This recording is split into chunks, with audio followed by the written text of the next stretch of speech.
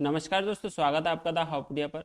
दोस्तों, प्रधानमंत्री आवास योजना के लिए आवेदन शुरू हो चुके हैं और अगर आप भी इसमें आवेदन करना चाहते हैं तो यह वीडियो आपके लिए है। इस वीडियो में मैं आपको स्टेप बाय स्टेप प्रोसेस बताने वाला हूं कि आप इसमें कैसे आवेदन कर सकते हैं और आपको इसमें क्या लाभ मिलेगा, कितने पैसे मिलेंगे या फिर आपको किस कैटेगरी में अप्लाई करना है। सारी जानकारी इस वीडियो में बताने वाला हूँ। वीडियो थोड़ा लंबा हो सकता है। आपको क्या करना है, देखिए सबसे पहले इस वाले पेज पर आ जाइए, इसकी लिंक आपको डिस्क्रिप्शन में दी है, या फिर आप क्या एक काम कर सकते हैं, इस वाले पेज पर आ जाइएगा, इसकी भी लिंक आपको डिस्क्रिप्शन में मिल जाएगी। यहाँ पर आपको स्टेप बाय स्टेप प्रक्रिया लिखी हुई मिल जाएगी जिससे कि आपको आसानी हो फॉर्म को भरने में।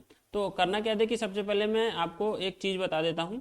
यहाँ पर जब आप आएंगे तो ये ऑप्शन दिखाई दे रहा है अप्लाई फॉर, जो आपका आवेदन की लिंक है, यहाँ पर आप क्लिक करेंगे। तो जैसे ही आप इस पर क्लिक कर देंगे तो आपके सामने ये वाला पेज ओपन हो जाएगा। यहाँ पर क्या है कि आपको ये जो ऑप्शन है अप्लाई फॉर PMAY-U 2.0, इस पर आपको क्लिक करना है। तो आप डायरेक्टली जो है जो फॉर्म है रजिस्ट्रेशन का उस वाले पेज पर पहुंच जाएंगे। देखिए डायरेक्टली जो फॉर्म है इस तरीके से ओपन होगा। पहले तो आपको क्या करना है, जो भी इंस्ट्रक्शन दिए हैं यहाँ पर वो आपको पढ़ने हैं। यहाँ पर साफ साफ लिखा हुआ है कि किस कैटेगरी में कितने रुपए मिलेंगे और किस कैटेगरी में आपको घर मिलता है, वो सब जानकारी यहाँ पर दी गई है। जैसे कि BLC एक कैटेगरी है, बेनिफिशियरी लेड कंस्ट्रक्शन, और एक AHP है और एक ARH है। देखिए ये जो पेज है यहाँ पर मैंने आपको इसकी लिंक आपको डिस्क्रिप्शन में दी है। थोड़ा सा इस पर स्क्रॉल करेंगे तो यहाँ पर आपको जो भी शॉर्ट फॉर्म इसमें दिए हैं योजना में, वो आपकी जो भी मतलब के हैं वो यहाँ पर निकाल के लिख दिए हैं। जैसे कि सबसे पहले EWS, आर्थिक रूप से कमजोर वर्ग जो होते हैं, जिनकी सालाना जो आय है वो 3 लाख रुपए से कम है, वो इस कैटेगरी में आते हैं। इसके अलावा LIG एक कैटेगरी है, निम्न आय वर्ग, जिनकी जो आय है 3 से लेकर के 6 लाख रुपए तक होती है सालाना। इसके अलावा MIG मध्यम आय वर्ग, जिनकी आय 6 से 9 लाख रुपए के बीच में होती है, वो MIG में आते हैं। इसके अलावा कुछ जो कैटेगरी हैं जैसे कि BLC है, लाभार्थी आधारित निर्माण, और AHP है, साझेदारी में सस्ता आवास, और इसके अलावा ISS ब्याज सब्सिडी योजना, यानी कि आपको लोन पर ब्याज इसमें मिल जाता है।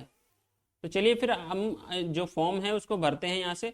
तो इस वाले पेज पर आप जैसे ही आएंगे तो क्या करना है, आपको यहाँ पर इसको पढ़ने के बाद क्लिक टू प्रोसीड करेंगे और इसके बाद में जो आपका फॉर्म है इस तरीके से आएगा। देखिए जो फॉर्म भरने से पहले ये जो डॉक्यूमेंट है वो आपको तैयार करने हैं, वरना आपको जो फॉर्म है बीच में ही रोकना पड़ेगा, क्योंकि इन डॉक्यूमेंट के बिना ये फॉर्म आगे नहीं भर पाएगा और बीच बीच में आपको ये जानकारी इसमें दर्ज करनी पड़ेगी, तो आपको फिर समय लग जाएगा। इसलिए ये जो डॉक्यूमेंट है वो सारे डॉक्यूमेंट आप पहले से तैयार कर लीजिएगा। देखिए इसमें कौन कौन से डॉक्यूमेंट है वो साफ साफ यहाँ लिखा हुआ है। सबसे पहले तो आवेदक का आधार कार्ड यहाँ पर होना जरूरी है, और जो भी आधार है उसकी जो जन्म तिथि है वो उसमें सही होनी चाहिए। इसके अलावा जो भी परिवार के सदस्य हैं उन सभी के आधार संख्या और आधार के अनुसार उनके नाम और उनकी जन्म तिथि है वो होनी चाहिए इसमें।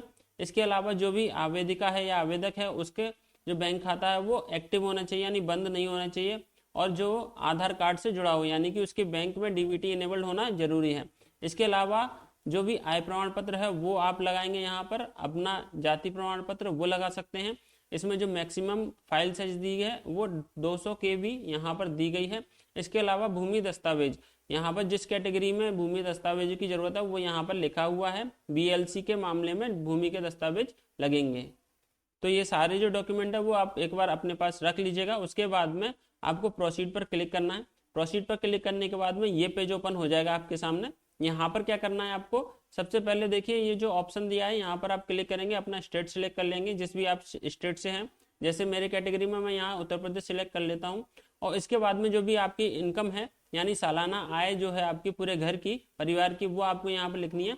देखिए यहाँ पर एक जरूरी बात मैं बता देता हूँ, आपकी जो सैलरी है उसके अनुसार ही ये कैटेगरी डिसाइड होगी आपकी, क्योंकि उसी के अलावा आप जैसे आपकी अगर जो सैलरी है वो 6 लाख है तो आप BLC में अप्लाई नहीं कर पाएंगे, क्योंकि उसकी जो कैटेगरी जैसे मैंने आपको बताया था अभी, इसमें जो है 3 लाख रुपए तक की जो आय है वही इसमें आ सकते हैं। जैसे कि आपको एक और चीज दिखाता हूँ इसमें। देखिए इसमें जब हमने फॉर्म की शुरुआत करी थी वहीं पर ये जो कैटेगरी दिखाई दी थी, वहां पर देखिए ये यहाँ पर साफ लिखा हुआ कि 3 लाख रुपए से अधिक की जो सैलरी वो इसमें काउंट नहीं होगी। फिर इसीलिए आप जो भी प्रमाण पत्र बनवाएंगे अपने आय का वो सोच समझ कर बनवाइएगा, जिस भी कैटेगरी में आप अप्लाई करना चाहते हैं। तो फिर आपको क्या करना है, इस वाले पेज पर जब आप यहाँ आ जाएंगे तो अपनी जो भी इनकम है वो ठीक से यहाँ पर लिखनी है, जो भी आपके आय प्रमाण पत्र में है उतनी लिखनी है। तो यहाँ पर हम अपनी जो सैलरी है वो यहाँ पर लिख देते हैं। उसके बाद में क्या है कि देखिए यहाँ पर हमें कैटेगरी सिलेक्ट करनी है। कैटेगरी सिलेक्ट करने के बाद में यहाँ पर लिखना है कि अगर भारत में कहीं पर भी आपकी जो सैलरी है वो आपका जो मकान है वो पक्का है या नहीं है, तो वो आप यहाँ पर नो कीजिएगा, क्योंकि अगर आपने यस किया तो फिर आप इसमें आवेदन नहीं कर पाएंगे। उसके अलावा आपने कभी पिछले 20 साल में किसी भी सरकारी योजना में घर के लिए कोई अप्लाई किया था या उसमें आपका सिलेक्शन हुआ या फिर आपको कोई घर मिला है, तो फिर आप यहाँ यस या नो पर क्लिक करेंगे। उसके बाद में एलिजिबिलिटी चेक पर यहाँ पर क्लिक कर देंगे। तो जैसे ही आप इस पर क्लिक करेंगे नेक्स्ट पेज ओपन हो जाएगा आधार वेरिफिकेशन के लिए। देखिए ये जो फॉर्म है यहाँ पर आपको अपना आधार ऑथेंटिफिकेशन करना है। इसमें आपको आधार नंबर यहाँ पर लिखना है अपना, और यहाँ पर जो भी आधार में नाम लिखा है उसी जैसा ही नाम होना चाहिए, मिसमैच नहीं होना चाहिए, क्योंकि फॉर्म भरने में फिर आपको दिक्कत होगी। और फिर इसको यहाँ पर क्लिक पर करके जनरेट ओटीपी पर क्लिक कर देंगे। ये भी जानकारी मैं फिलअप कर देता हूँ। देखिए मैंने यहाँ पर डिटेल फिल कर दी हैं और यहाँ पर क्लिक करके जनरेट ओटीपी पर यहाँ पर क्लिक कर दूंगा। तो जैसे ही मैं यहाँ पर क्लिक करूँगा मेरे जो मोबाइल नंबर पर इस पर ओटीपी आ जाएगा और वो ओटीपी मुझे यहाँ पर दर्ज करना है। देखिए ओटीपी यहाँ पर लिख दिया मैंने और सबमिट पर क्लिक कर देता हूँ। इसके बाद में नेक्स्ट जो फॉर्म है जहाँ पर पूरा सर्वे का फॉर्म होता है जिसमें डिटेल भरी जाती है वो आ जाएगा। देखिए ये वाला फॉर्म है जो कि आपको अभी भरना है, beneficiary survey form for all verticals of PMAY-U 2.0। यानी कि यहाँ पर आपको सभी प्रकार की जानकारी अपनी फिल करनी है, जिसमें कि आपका नाम, आधार संख्या, पैन कार्ड संख्या, जन्म तारीख, मोबाइल नंबर, ईमेल आईडी, ये सारी जानकारी आपको फिलअप करनी है। इसके अलावा जो अन्य जानकारी जैसे कि आपका जेंडर, वैवाहिक स्थिति, आपके आधार के अनुसार आपके पिता का नाम, पिता के आधार की संख्या, माता का नाम, माता के आधार संख्या, रोजगार की स्थिति, आप किसी तरीके का कार्य करते हैं या बिजनेसमैन है, अगर बिजनेसमैन है या व्यवसाय है तो आप कौन सा व्यवसाय करते हैं, अपना धर्म, कैटेगरी यहाँ पर जाति यहाँ पर लिखेंगे, शैक्षिक योग्यता यहाँ पर सिलेक्ट करेंगे। उसके बाद में आपको यहाँ पर यस या नो पर क्लिक करना है। इसमें दिया है कि आप PM स्वनिधि या फिर आंगनवाड़ी वर्कर असिस्टेंट या फिर PM विश्वकर्मा योजना सफाई कर्मी, इनमें किसी के तहत लाभार्थी हैं या नहीं है, तो आपको यहाँ पर क्लिक करना है। इसके बाद में आपको नेक्स्ट वाला जो फॉर्म है वो उस पर पहुंचना है, सेव एंड कंटिन्यू पर क्लिक करेंगे।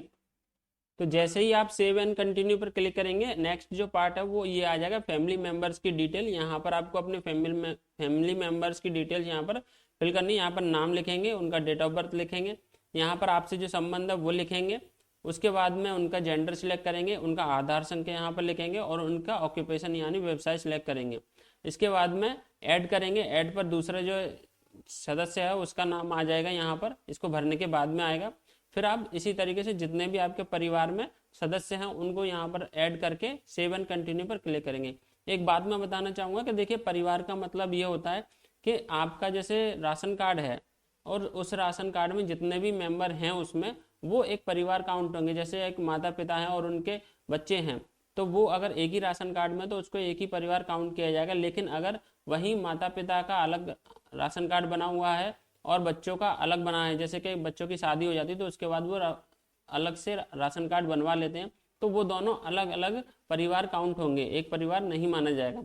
तो वो आप हिसाब से देख लीजिएगा किस तरीके से आपको यहाँ पर फिलअप करना है और फिर सेव एंड कंटिन्यू पर क्लिक करना है। उसके बाद में यहाँ पर हाउस होल्ड डिटेल में आपको डिटेल्स फिल करनी है। कौन कौन सी डिटेल है वो मैं बता देता हूँ। पहला जो कैटेगरी है वो ऑलरेडी यहाँ पर सिलेक्ट आएगी, ये इसको आप चेंज नहीं कर सकेंगे।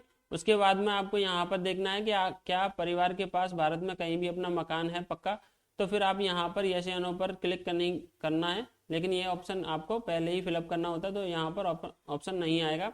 इसके बाद में आपको क्या करना है, अपना जो भी आय प्रमाण पत्र है उसको यहाँ पर अपलोड करना है। मैक्सिमम 200 KB का और ओनली PDF फाइल यहाँ पर अपलोड कर सकते हैं। इसके बाद में यहाँ पर शहर या कस्बे में रहने वाले जो वर्ष हैं, आप कितने साल से रह रहे हैं वो यहाँ पर सिलेक्ट करेंगे, जितने भी साल से रह रहे हैं। अगर जन्म से रह रहे हैं तो मोर देन 10 ईयर यहाँ पर सिलेक्ट कर सकते हैं। उसके बाद में घर का स्वामित्व यानी घर का ऑनर कौन है वो यहाँ पर लिखेंगे। अगर आपका है तो ऑन करेंगे, रेंट पर है तो रेंट पर करेंगे, या फिर कोई घर ही नहीं है तो नो हाउस करेंगे। फिर उसके बाद में सेव एंड कंटिन्यू पर क्लिक कर देंगे। इसके बाद में जो नेक्स्ट ऑप्शन आएगा आपका, यहाँ पर एड्रेस डिटेल फिलअप करनी है। अपना जो भी एड्रेस है देखिए आधार के हिसाब से आप लिखेंगे तो वो ज़्यादा बेटर रहेगा। और यहाँ पर एक जैसा है तो सेम पर क्लिक करके चलिएगा, दोनों तरफ एक ही जैसा एड्रेस यहाँ पर फिलअप हो जाएगा, आपको 2 बार लिखने की जरूरत नहीं पड़ेगी। इसके बाद में यहाँ पर आपको उस जगह का एड्रेस लिखना है जहाँ पर आपको इस योजना के तहत निर्माण करना है। देखिए यह बहुत ही जरूरी यहाँ पर जानकारी है, क्योंकि इसी के जरिए आपका जो वेरिफिकेशन होता है वो किया जाता है, और जो भी टीम होती है वो यहाँ पर चेक करेगी आपके वहाँ पर पहुँच कर के कौन कौन सी जगह पर आपका जैसे घर है और किस जगह पर बनवाना है, वो सब यहाँ पर चेक किए जाएंगे, वेरिफिकेशन होगा, फोटो खींचे जाएंगे। उसके बाद ही आपके जो खाते में पहली किस्त भेजी जाती है। इसके बाद में आपको सेव एंड कंटिन्यू पर क्लिक करना है और जो नेक्स्ट फॉर्म है वो ओपन। नेक्स्ट ऑप्शन में यहाँ पर देखिए बैंक डिटेल आपको फिलअप करनी है। ये बहुत ही इंपॉर्टेंट ऑप्शन है, क्योंकि अगर आपने इसमें कुछ भी गलती कर दी तो आपका जो पैसा है वो गलत जगह जा सकता है या फिर बीच में ही रुक सकता है। तो आपको यह बहुत ही सावधानी से भरनी है। 1-2 बार ढंग से वेरीफाई कर लीजिएगा, चेक कर लीजिएगा आपने सही जानकारी भरी है या नहीं। बैंक खाता नंबर दोबारा से यहाँ पर कंफर्म करना है, IFSC कोड करना है, यहाँ पर लिखना है। उसके बाद में इसको ठीक से पढ़िएगा और यस नो पर क्लिक करिए। इसमें जितने भी योजनाओं के नाम लिखे हैं, अगर आपने किसी भी योजना में से आपने लाभ लिया है तो आपको यस या नो पर क्लिक करना है। फिर लास्ट में आपको क्या करना है, यहाँ पर क्लिक करके फाइनल सेव पर क्लिक कर देना है। तो जैसे ही आप फाइनल सबमिट कर देंगे उसके बाद में इस तरीके से मैसेज आपके सामने दिखाई देगा, जिसमें कि लिखा हुआ कि थैंक यू फॉर अप्लाइंग। आपकी जो भी आईडी है वो आपको मिल जाएगी। देखिए एप्लीकेशन आईडी इस तरीके से यहाँ पर दिखाई जाएगी, और आपके जो रजिस्टर्ड मोबाइल नंबर आपने दिया है उस पर भी मैसेज के जरिए पहुंच जाएगी। इस वाली आईडी को आप संभाल के रखिएगा, क्योंकि भविष्य में जब भी आप अपने आवेदन की स्थिति चेक करना चाहेंगे तो इसी के जरिए चेक कर सकते हैं। वो भी मैं आपको बता देता हूँ कैसे चेक करना है। देखिए इसके लिए आपको इस वाले पोर्टल पर आना है, इसकी लिंक आपको डिस्क्रिप्शन में दे दी है, या फिर आप देखिए यहाँ पर आकर के thehowpedia.com पर जाके पूरी जानकारी चेक कर सकते हैं। इसकी लिंक भी आपको डिस्क्रिप्शन में दी है। पूरी जानकारी स्टेप बाय स्टेप प्रक्रिया आपको दी गई है, जिससे आपको कोई भी परेशानी ना हो। सभी कैटेगरी की अलग अलग डिटेल दी है, जैसे VLC के लिए अगर अप्लाई करना है तो क्या लिखना है, AHP के लिए करना है तो क्या लिखना है, या फिर आपको ISS के लिए करना है तो फिर क्या लिखना है। सारी जानकारी यहाँ पर आसानी से आपको मिल जाएगी। तो आपको स्टेटस कैसे चेक करना है, इस वाले पेज पर आएंगे। यहाँ पर देखिए ट्रैक एप्लीकेशन का ऑप्शन दिखाई दे रहा है। यहाँ पर जब आप क्लिक करेंगे तो नेक्स्ट पेज पर आपके सामने जो एप्लीकेशन ID है वो आपको यहाँ पर दर्ज करनी होगी। देखिए यहाँ पर ये 3 ऑप्शन दिखाई दे रहे हैं, बेनिफिशियरी कोड या एप्लीकेशन नंबर, या फिर आधार के हिसाब से भी आप चेक कर सकते हैं और मोबाइल नंबर के हिसाब से भी यहाँ पर चेक कर सकते हैं। तो जब आप इस पर क्लिक करेंगे तो आपको यहाँ पर अपना एप्लीकेशन ID यहाँ पर दर्ज करना पड़ेगा, और उसके बाद में आप अपने आवेदन की स्थिति आसानी से चेक कर पाएंगे। तो दोस्तों उम्मीद है आपको ये जानकारी पसंद आई होगी। आप जैसे ही अप्लाई कर देंगे उसमें आपके 10 से 15 दिन में आपको जो स्टेटस है वो पता चल जाता है कि आपका फॉर्म रिजेक्ट हुआ है या फिर एक्सेप्ट हुआ है। उसमें अगर कोई गलती है तो वो भी आपको उसमें बता दी जाती है। जब आप लॉगिन करेंगे पोर्टल पर यहाँ से तो उसमें ही आपको पता चल जाएगा कि इसमें दिक्कत क्या है। आपको फिर से वो करेक्शन करके अप्लाई करने का ऑप्शन भी मिल जाएगा उसमें। दोस्तों योजना से जुड़ी हुई कोई भी जानकारी आपको समझ में नहीं आ रही है तो आप क्या कर सकते हैं, देखिए यहाँ पर ये जो पेज है इस पर आ सकते हैं। इसकी लिंक आपको डिस्क्रिप्शन में दी है। यहाँ पर अगर आपको कैटेगरी नहीं समझ में आ रही है तो कैटेगरी आप यहाँ से देख सकते हैं, कौन सी कैटेगरी आपके लिए है वो आप यहाँ पर देख सकते हैं। इसके अलावा आपको किस तरीके की पात्रता है या नहीं है वो भी आप यहाँ देख सकते हैं। कौन कौन पात्र है इसमें आवेदन करने के लिए, कौन नहीं है, और कौन कौन से डॉक्यूमेंट की जरूरत है वो भी आपको यहाँ पर मिल जाएगी। फिर उसके बाद में जो भी प्रोसेस है स्टेप बाय स्टेप अप्लाई करने का वो आपको यहाँ पर मिल जाएगा, जिसको आप आसानी से अप्लाई कर सकते हैं। और जो भी आपका एप्लीकेशन नंबर है उसको आप सेव करके रखिएगा, जिससे कि आपको भविष्य में परेशानी ना हो और अपने आवेदन की स्थिति चेक कर सकें। आशा है दोस्तों आपको ये जानकारी पसंद आई होगी। ऐसी जानकारी और अपडेट के लिए हमारे चैनल को लाइक व शेयर जरूर कीजिएगा।